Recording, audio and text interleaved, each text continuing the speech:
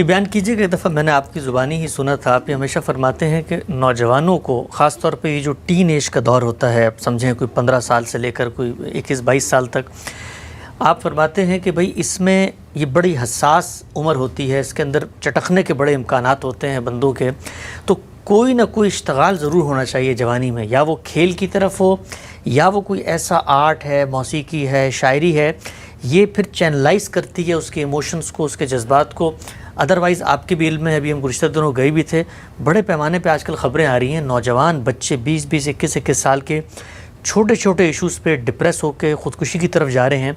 کتنا ضروری آپ سمجھتے ہیں کہ یہ ٹین ایج میں اپنے بچوں پر محنت کر کے ان کو آرٹ کی طرف اور سپورٹس کی طرف ہمیں راغب کرنا چاہیے؟ یہ تو اس سے پہلے کرنا چاہیے۔ اس کی وجہ یہ ہے کہ یہ ایسی عمر ہے جس میں آپ جو چیزیں سکھا چکے ہیں ان کا ظہور ہوتا ہے۔ کوشش کرنی چاہیے کہ فنون لطیفہ کی طرف بچوں کا رجحان پیدا کیا جائے، انہیں فنون لطیفہ سے متعارف کرایا جائے۔ یہ تو نہیں کہا جا سکتا کہ سب لوگ یکساں ہوتے ہیں، لیکن اللہ تعالیٰ نے دو بڑی غیر معمولی چیزیں انسان کو دی ہیں، ایک حصہ جمالیات اور ایک حادثہ اخلاقی۔ تو جس طرح حادثہ اخلاقی کی تربیت کی جاتی ہے، اسی طرح حصہ جمالیات کی تسکین کے لیے بھی فنون لطیفہ کے ساتھ اشتغال بہت ضروری ہے۔ اس میں پھر لوگوں کے الگ الگ رجحانات ہوتے ہیں، کسی کا مصوری کی طرف ہو جائے گا، کسی کا شاعری کی طرف ہو جائے گا، کسی کا غنا کی طرف ہو جائے گا۔ یہ سب چیزیں قلب میں ایک لطافت پیدا کرتی ہیں، طبیعت میں نرمی پیدا کرتی ہیں، جو بعض اوقات مذہبی احساسات لوگوں کے اندر خشونت پیدا کر دیتے ہیں، اس کو اعتدال پر لاتی ہیں۔ تو طبیعت کا اعتدال اور توازن یہ بہت ضروری ہے۔ میرے نزدیک تو فنون لطیفہ کو تعلیم کا بھی لازمی حصہ بننا چاہیے، اور بچوں کو بھی اس جانب رغبت دلانی چاہیے۔ اسی میں ظاہر ہے کھیل بھی شامل ہے۔ اگر کھیل سے آپ کی دلچسپی ہو جائے گی کسی سے، تو بڑی حد تک جو انسان کے اندر ایک قوت کا ظہور ہوتا ہے، اس کے لیے بہت اچھا چینل مل جاتا ہے۔ بچوں کو ترغیب بھی دینی چاہیے، خود بھی آگے بڑھ کے ان کے ساتھ شامل ہونا چاہیے، یہ بڑا ضروری ہے۔ یہ جو آپ نے حادثہ بیان کیا ہے، یہ حقیقت ہے کہ میں جب ملیشیا میں تھا تب بھی سنتے تھے بچوں کی خودکشی۔ یہاں بھی آنے کے بعد ابھی چند روز پہلے بھی اسی طرح کے ایک حادثے کے بارے میں معلوم ہوا۔ اس میں بہت زیادہ کردار ہمارے ہاں والدین کی تربیت نہ ہونا بھی ادا کرتا ہے۔ یعنی وہ ظاہر ہے کہ معاشرے کے اندر جو تغیرات آ گئے ہیں، جس طرح کا ایکسپوجر بچوں کو مل گیا ہے، جیسے ایک تہذیبی یا سیاسی غلبہ بعض اوقات چیزوں کو ایک راستے پر ڈال دیتا ہے، اس سے محرومی ہو گئی ہے۔ اس وقت مسلمان قومیں وہ کسی ایسے مقام پر نہیں ہیں کہ لوگ ان کی طرف دیکھیں، بلکہ مغرب اور مغربی تہذیب اور مغرب کا سیاسی غلبہ وہ لوگوں کے لیے بڑی غیر معمولی کشش کا باعث بھی بنتا ہے۔ تو یہ ساری چیزیں مل کر یہ ٹین ایج میں جس کو آپ نے تعبیر کیا ہے، اس میں بچوں کے اندر بڑی کشمکش پیدا کرتی ہیں۔ اس میں والدین کے لیے بہت صبر کے ساتھ نتائج کا انتظار کرنے کی تربیت کرنی چاہیے۔ وہ اگر ایسا نہیں کریں گے اور یہ کوشش کریں گے کہ جس سانچے میں وہ بچوں کو بچپن میں ڈھال رہے تھے، بچپن میں تو ڈھالتے ہی ہیں والدین، اب بھی اسی سانچے میں وہ بند رہیں، تو یہ انسانی فطرت کے خلاف ہے۔ اس میں آپ کو آزادی دینی پڑتی ہے، اور کچھ دیر کے لیے بعض نتائج کو بھی صبر کے ساتھ برداشت کرنا پڑتا ہے۔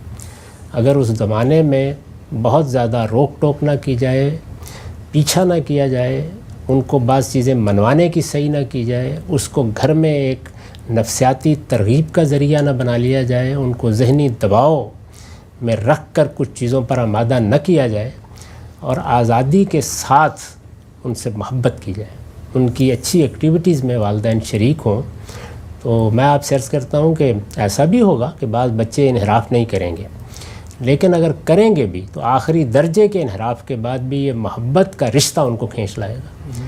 اس میں عام طور پر والدین جس طرح کا رویہ ہمارے ہاں اختیار کرتے ہیں، اس کے بڑے برے نتائج نکلتے ہیں۔ یعنی یا بچوں میں ایک منافقانہ طرز عمل پیدا ہو جاتا ہے، ان کا کوئی ابلاغ کا رشتہ والدین کے ساتھ نہیں ہوتا، اور یا پھر اس طرح کے حادثے ہو جاتے ہیں۔ تو اس میں یہ بڑا ضروری ہے کہ جب بچے چھوٹے تھے تو آپ انہیں تہذیب سکھائیں، ادب سکھائیں، اپنی زبان سکھائیں، اپنے مذہب کی روایات سکھائیں، اللہ تعالیٰ کے ساتھ ان کا تعلق پیدا کریں. اس وقت بچے ریسیونگ اینڈ پہ ہوتے ہیں, وہ قبول کرتے ہیں چیزوں کو. لیکن جیسے جیسے ان کا شعور بہتر ہوتا چلا جاتا ہے تو انسان اصل میں پھر آزادی سے اپنے آپ کو پابندی کی طرف لے جاتا ہے. یعنی انسانی شخصیت کو اگر آپ چند لفظوں میں تعبیر کریں تو وہ پہلے مرحلے میں پابندی کو قبول کرنے کا داعیہ لے کے آتا ہے, پھر اس کے بعد وہ آزادی کا لطف اٹھانا چاہتا ہے, اور پھر اس کے بعد اگر وہ پابندی قبول کرتا ہے تو اس کی خواہش ہوتی ہے کہ یہ پھر اس کی اپنی انتخاب کردہ پابندی ہو. تو ان تینوں مراحل کا لحاظ کرنا چاہیے جو ہم عام طور پر نہیں کرتے. ٹھیک ہے, ایک نقطہ آخری ہم سے پوچھنا چاہتا ہوں.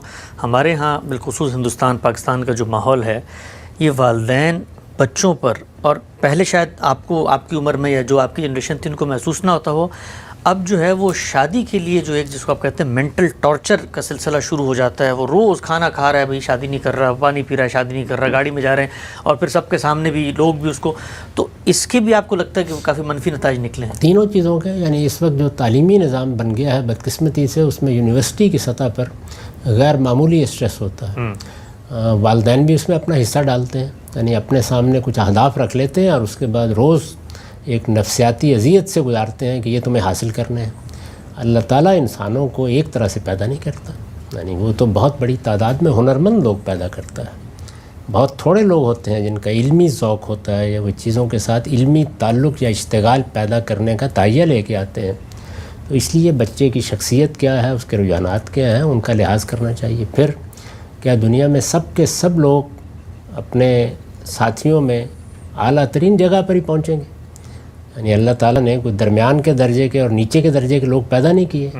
تو آپ بچے کے لیے وہ فضا نہ پیدا کریں کہ وہ ذہنی دباؤ میں شب و روز بسر کرنا شروع کر دے. ایک تو پہلو یہ ہوتا ہے کہ ہمارے ہاں تعلیم کا معاملہ کچھ ایسا بنا دیا گیا ہے. میں نے دیکھا کہ بہت سی جگہوں کے اوپر یونیورسٹیوں میں طلباء تنہائی سے تنگ آ کر, اس اسٹریس سے تنگ آ کر, امتحانات پے در پے امتحانات اور تیاریوں سے خودکشی کر لیتے ہیں. تو اس وجہ سے یہ ہمارے نظام تعلیم کو جو لوگ تعمیر کرتے ہیں ان کو بھی سوچنا چاہیے, والدین کو بھی اس کے بارے میں سوچنا چاہیے. دوسری چیز معاش ہے, اور تیسری پھر شادی ہے. تین ہی چیزیں ہیں. ان سب کے معاملے میں ایسے رویے نہیں اختیار کرنے چاہیے کہ جو بچوں کے لیے اتنے زیادہ ذہنی دباؤ کا باعث بن جائیں کہ یا وہ اپنی شخصیت کو برباد کر بیٹھیں یا اس طرح کا اقدام کر ڈالیں.